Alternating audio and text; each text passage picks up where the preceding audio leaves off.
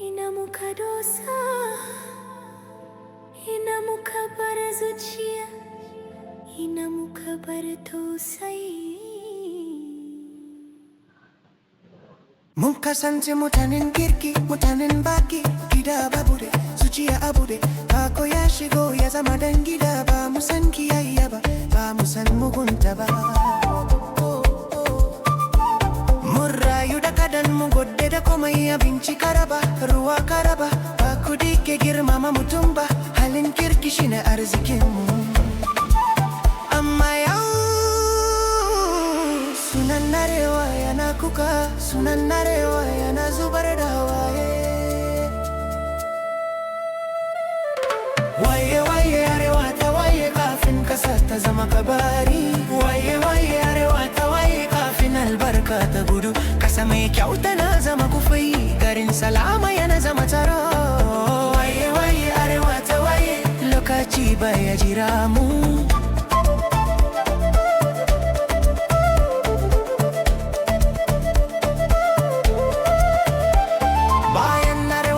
Suka kawo wannan mugunta, baki ne suka shigo da koyarwar jini.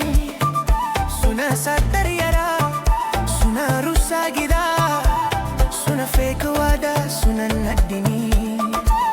Amma gaskiya tafi zafi, wasu daga cikinmu sun basu dama. Sun sayar da jama'a don kujera, sun sayar da kasa don mulki. Wanda ya taimaka wa mugunta shi ma mugun ne, shiru kan zalunci shi ma laifi ne.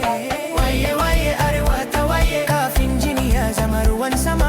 Waye waye Arewa ta waye kafin addu'a ta koma kuka. Idan muka yi shiru yau, gobe zai zargi mu. Waye waye Arewa ta waye mu ceci kanmu.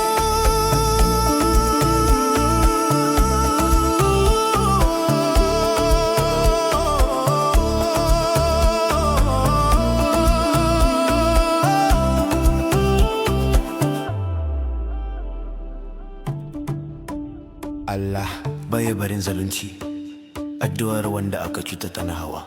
Wanda ya jawo wannan bala'i zai girbe abin da ya shuka. Lana ba ta neman suna, amma tana san hanya. Za ta bi duk wanda ya ci amanar jama'a. Ku shugabanni, ku ji tsoro, ku malamai, ku faɗi gaskiya, ku iyaye, ku tarbiyar, ku matasa, ku kare kasa. Arewa ba ta bukatar jini, Arewa na bukatar hankali. Ba bindiga za ta ceci mu ba, sai da ga halin kirki. Waye waye Arewa ta waye kafin haske ya mutu gaba daya. Waye waye Arewa ta waye kafin tarihi ya la'anje mu. Mu dawo ga tausayi, mu dawo ga gaskiya. Waye waye Arewa ta waye har yanzu akwai dama.